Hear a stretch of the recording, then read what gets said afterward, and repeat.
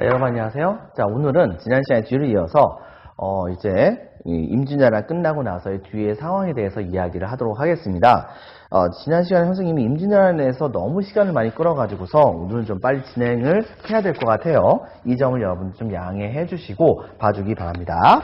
자, 먼저 살펴보겠습니다. 자, 광해군의 중립외교와 국벌을 추진하다를 한 큐에 다 정리를 해버렸어요. 먼저 본다고 한다면, 자, 선조가 돌아가시고 나서 그 뒤를 이어서 왕위를 계승했던 사람은 바로 누구냐? 이 광해군입니다.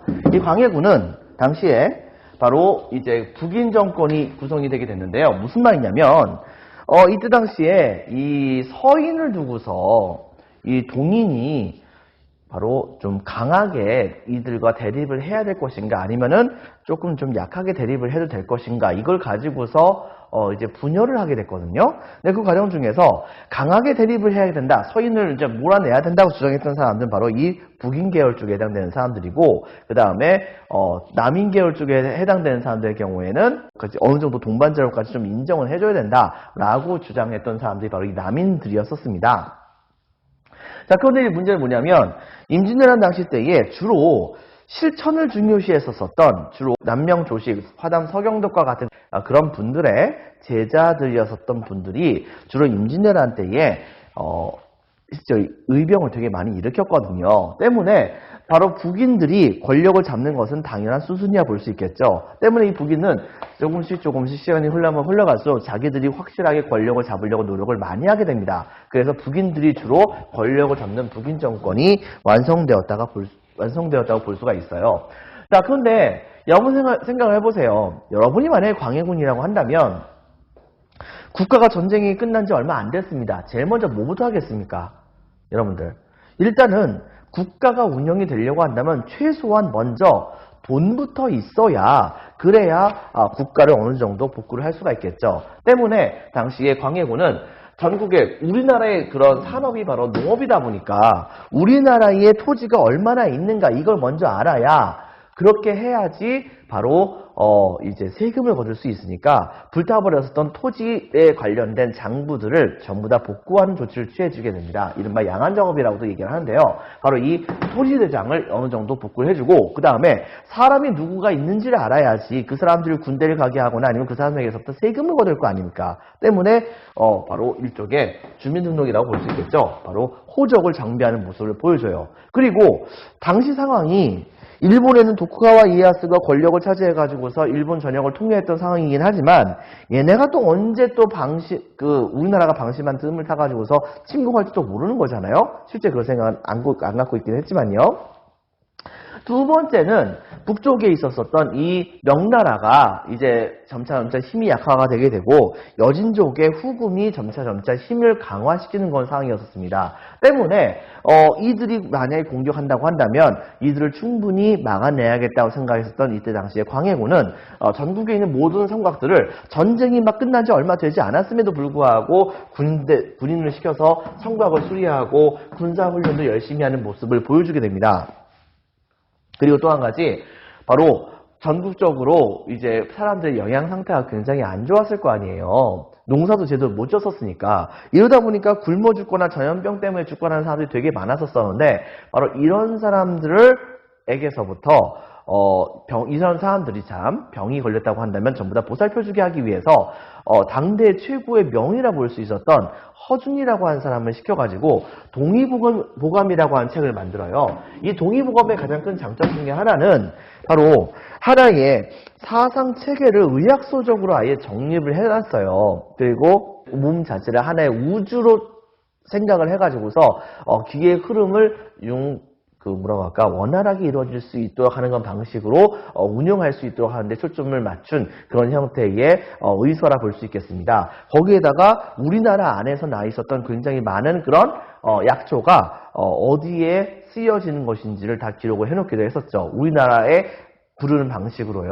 이렇게 해가지고 이 동의보감을 딱 만들어가지고서 이걸 대히트를 쳐서 많은 사람을 구제했었고요. 그 다음에 대동법을 시행합니다. 이 대동법은 무엇이냐? 원래 조선시대 때에 세금을 걷는 방식은 조, 용, 조라고 하는 것이 있습니다. 첫 번째 조는 토지세고, 두 번째 조는 두 번째 용은 바로 이제 요역, 그래서 노동력을 국가에게 공짜로 갖다 바치는 것이고, 세 번째 조는 그 지역의 특산품세를 갖다 바치는 거예요. 그런데 이 특산품세 갖다 바치는 게 너무나도 힘든 거예요. 예를 들면은 제주도에 있는 어떤 사람이 바로 귤을 갖다 바쳐라, 중앙정부에다 귤을 갖다 바쳐라 라고 얘기한다면 귤을 갖다 바치는데요. 문제는 이 귤을 딱 갖다 바칠 때에 바로 중앙정부하고 결탁했었던 어떤 한 상인이 중앙정부에다가 제주도에서 귤이 올라오면은 절대 그것을 받지 말라고 얘기를 하는 겁니다. 그 지역의 특산품을 갖다 바쳤던 이 특산품을 갖다 내면은 중앙정부에서 이걸 받지 말라고 한 거예요. 그렇게 하고서는 중앙정부에서 이걸 받지 않으면은 그러면은 제주도 사람들은 이것을 새로 다시 또 갖다 바쳐야 되는 거예요. 근데 문제가 뭐가 있느냐? 제주도에서 이때 당시에 중앙정부까지 언제 갑니까? 너무 멀잖아요. 그러다 보니까 과일들이 중간에 썩는 경우도 되게 많았던 겁니다. 근데 한번 갔다 왔는데 이거 빠꾸 먹어요? 그럼 문제가 되게 많이 생기잖아요. 근데 이때 당시에 시장에서 굉장히 이제 시장이 되게 많이 활성화됐었던 상황이었는데 이 시장에서 이런 과일 같은 것을 사왔었던 그런 어떤 한 상인이 제주도 사람들한테 니네들 대신에 우리가 바로 이 귤을 대신 중앙정부에게 납부할게 라고 얘기해서 대신 납부를 해줍니다. 그렇게 하고서는 어떻게 하느냐? 바로 이 제주도에서부터 귤을 가지고 올라와야 되는 의무를 갖고 있는 사람들에게 자기가 납부했었던 이제 그 특산품보다도 몇 배 정도가 많은 정도에 해당되는 수수료를 청구하는 거예요. 근데 이것을 거부할 수가 없어요. 왜? 만약에 이게 안 된다 생각을 해가지고서 자기네들이 그냥 납부를 하려고 하면 중앙정부에서 계속해서 안 받잖아요. 안 받게 된다고 한다면 결과적으로 어떤 게 벌어지느냐? 중앙정부에서는 제주도 지역에 있는 그런 사람들에게 니네들이 지금 세금을 감히 안 내려고 하는 것이냐? 라고 하면서 잡아와서 곤장 때리고 되게 많이 고문을 하는 그런 모습을 보여주기도 했던 거예요. 이러다 보니까는 이때 당시에 제주도 사람들 경우에는 울며 겨자 먹기로 중간 상인에게 바로 대신 세금을 내달라라고 요청하는 모습을 보여주게 됐는데 문제는 이게 제주도뿐만이 아니고 전국이 다 그랬다는 얘기입니다. 이렇게 하다 보니까 이것에 대한 비리가 너무 심각한 거예요. 그래가지고서 이때 당시에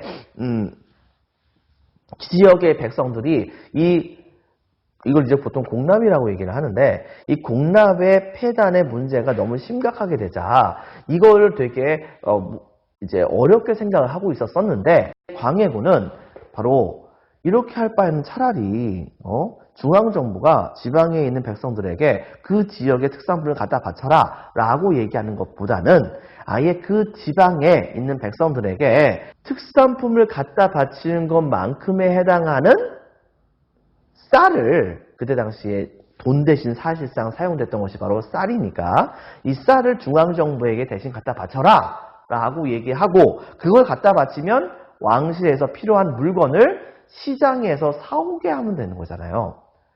이렇게 조치를 하게 된다고 한다면 중간에 몇 배로 해먹는 그런 중간 악덕 상인 같은 사람들이 없게 될 거 아닙니까?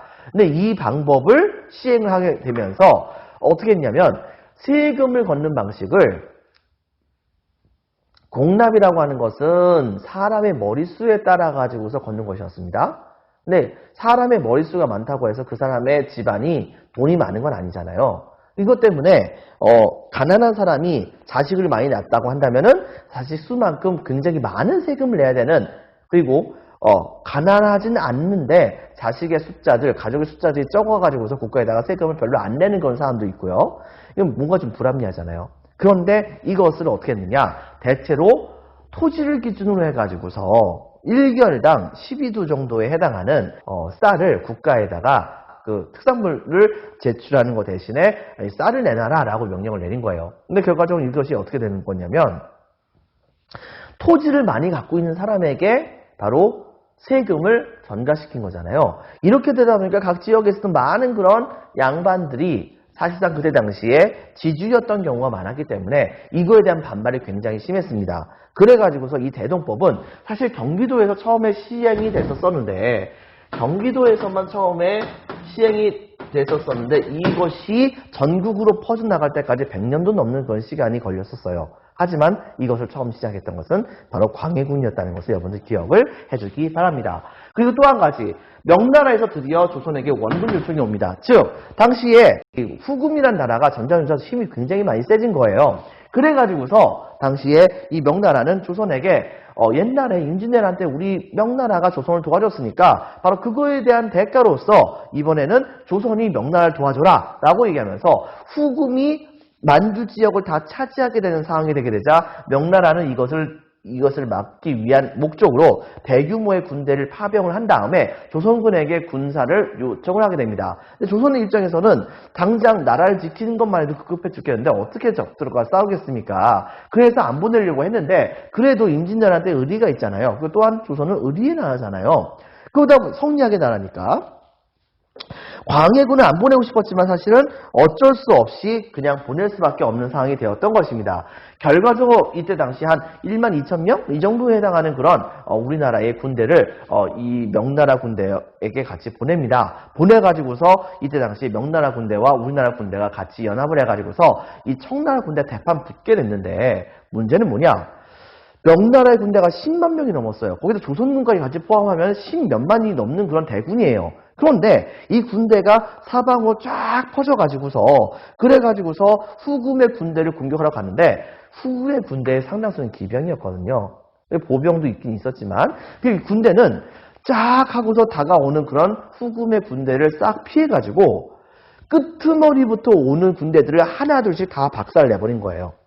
그렇게 하고 나서 맨 마지막 단계에 가가지고서는 조선군과 일부 명나라 군대가 있었었는데 이 조선군을 갑작스럽게 공격을 했는데 조선군은 나름대로 이 후금의 군대와 대판 싸우기 위해서 방어진을 쳤죠. 방어를 쳐서 나름대로 싸움을 하려고 하고 있는데 하늘이 운을 따라주지 않았던 겁니다. 갑작스럽게 바람이 너무 세게 불어가지고서 조총부대를 잔뜩 데려갔는데 조총에 불이 안 붙는 거예요. 심지어 불이 안 붙는 거예요. 심지어 불이 안 붙게 된다고 한다면 총알을 발사를 못 하잖아요. 이렇게 되다 보니까 결과적으로는 1만 2천 명 이 정도 중에서 한 7천 명 정도가 이제 전사하는 사태가 벌어지게 됩니다. 오늘 없어졌거나. 이렇게 돼가지고서 나머지 명나라 군대는 다 박살내고 이때 당시에 청나라는 조선의 군대를 포위시킨 다음에 조선군에게 항복을 요구하게 됩니다. 이렇게 되자 처음에 한 이틀 동안 뻗었었던 조선군 하지만은 어쩔 수 없이 양군 쪽에서 서로 사람이 왔다 갔다 그러더니 이때 당시에 이 강홍립이 이 청나라에게 항복을 하게 됩니다. 그리고서 강홍립은 다음과 같이 얘기하죠. 사실은 전하께서 전쟁을 벌일 때 후금과는 별로 싸우고 싶은 생각이 없었습니다.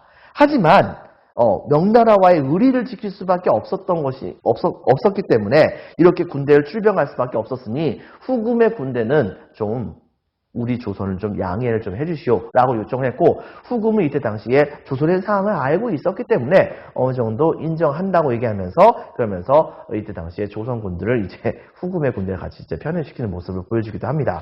어쨌든 이른바 이 전투의 이름이 이제 사르후 전투라고 하는데 이 사르후 전투에서 이 강홍립에게 광해군이 출병을 할 때 이제 상황에 따라서 네가 알아서 처신해라고 하는 명령을 했기 때문에 강홍립이 이렇게 나름대로의 재량을 부려가지고서 바로 이 후금의 군대에게 항복을 할 수가 있었던 것이죠. 결과적으로는 이것은 명나라의 요구를 들어줘가지고서 전쟁터에 나갔던 것이고 두 번째 후금에게는 또 반감을 사지 않는 모습을 보여주게 되면서 광해군의 외교 정책은 말 그대로 환상의 줄타기 정책을 펼쳤던 것입니다. 결과적으로는 후금도 명나라도 둘 다 조선을 미워하지 않았거든요. 그 다음 단계에 가서 이 명나라가 조선에게 도움을 요청하게 되니까 그 다음부터 어떻게 했냐면 오히려 조선은 명나라에게 후금의 군대가 쳐들어올 것 같으니까 군대 좀 보내주세요라고 반대로 요청하게 됩니다. 근데 명나라가 보내줄 수 있는 상황이 못 됐잖아요. 그러다 보니까 이때 당시에 바로 명나라는 더 이상 조선에게 도움을 요청하지 않게 되는 상황이 벌어졌다고 합니다. 하지만 문제는 무엇이냐? 광해군은 그렇게 해서 국가를 잘 이끌어 나갔으나 명분과 의리를 중요시 여겼었던 조선의 신하들은 이것이 잘못했다고 생각했던 것입니다. 북인 같은 경우에는 실리적으로 모든 것을 처리해 나가려고 하는 모습을 보여줬으나 당시에 이 중립 외교 자체는 정권 안에 있었던 일부 서인들과 남인의 입장에서 본다고 한다면 이것은 명나라의 은혜를 저버리는 것입니다. 거기서 또 한 가지. 예전에 선생님이 얘기한 적 있었죠? 광해군은 후궁의 자식이라고.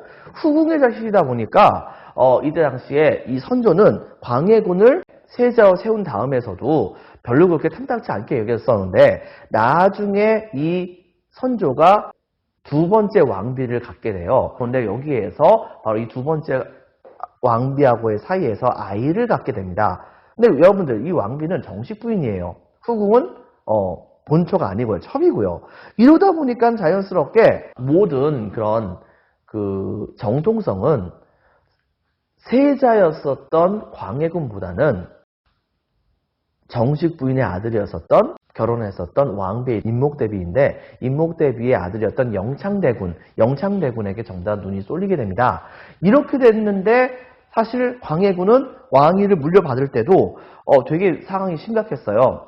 이 선조는 끝까지 자기의 두 번째 왕비의 바로 아들을 세자로 세우고 싶었거든요. 근데 자기가 이제 죽을 날이 얼마 안 남았는데 너무 아이가 어린 거예요. 그래가지고서 어쩔 수 없이 광해군에게 영창대군을 잘 부탁한다 하면서 죽었는데 문제는 서인들을 비롯해서 여러 반란 세력들이 이 광해군을 이제 몰아내고 이 영창대군을 원래 선조의 마음은 영창대군에 있었으니까 영창대군을 왕으로 세우려고 하는 여러 가지 활동을 벌이게 된 겁니다. 그 결과 이것을 그냥 안 되겠다 생각했었던 광해군은 당시에 영창대군의 어머니였던 자기의 입장에서 본다고 한다면 자기보다 어리긴 하지만은 양어머니였었던 인목대비를 한 궁궐에다가 유폐, 즉 가둬버리고 그 다음에 어머니를 폐해가지고서 궁궐에다 가둬버린 다음에 동생은 멀리 귀양을 보냈다가 이른바 증살, 이제 초가집 안에다가 불을 엄청나게 떼어가지고서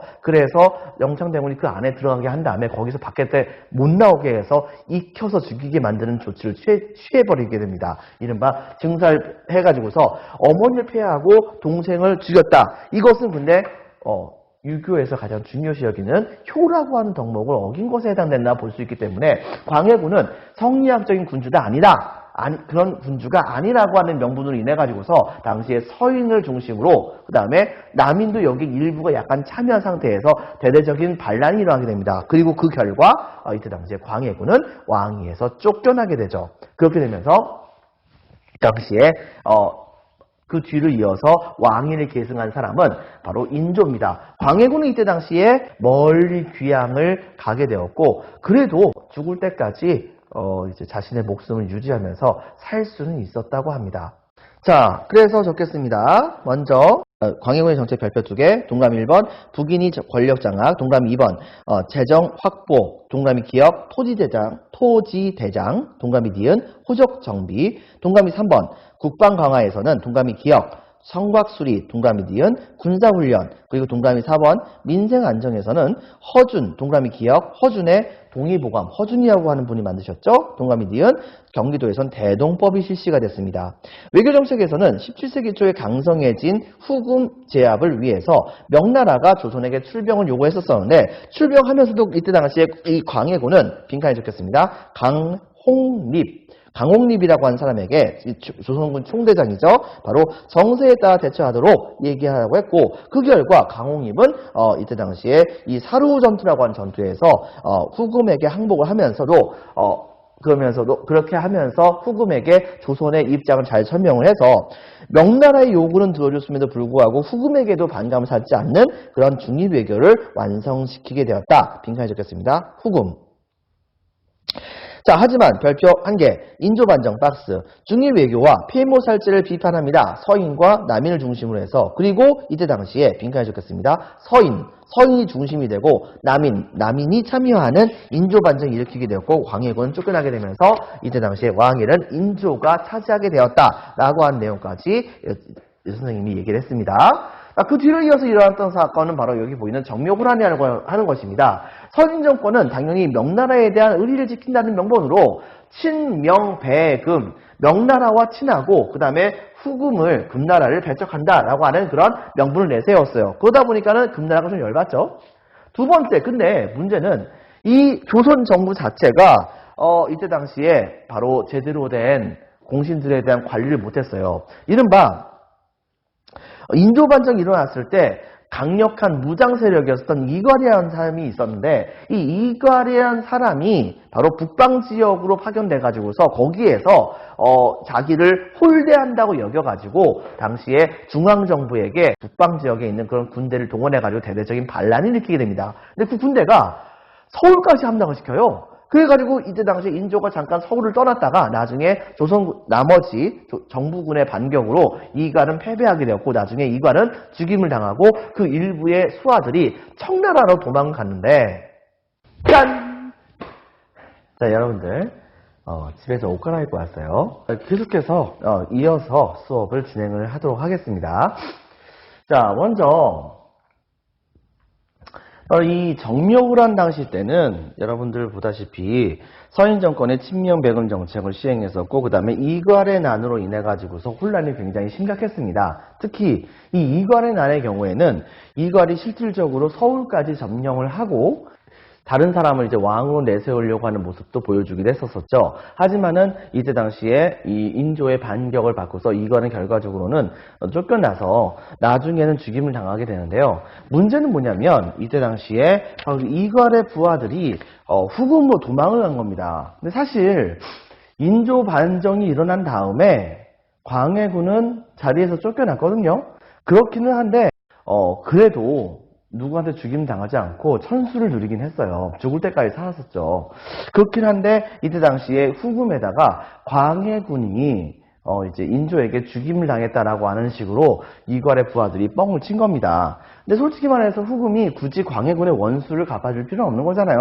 하지만 당시에 이 조선 정부가 공개적으로 친명배금 정책을 펼쳤었던 것에 대해서 조선 정부를 좀 흔들 필요가 있었다고 생각했었던 이때 당시에 후금은 명나라와의 싸움에서 계속해서 이제 승기를 가지려고 한다면 후방에 있었던 조선을 이제 자기 편으로 만들어야겠다는 생각을 갖게 됐던 것입니다.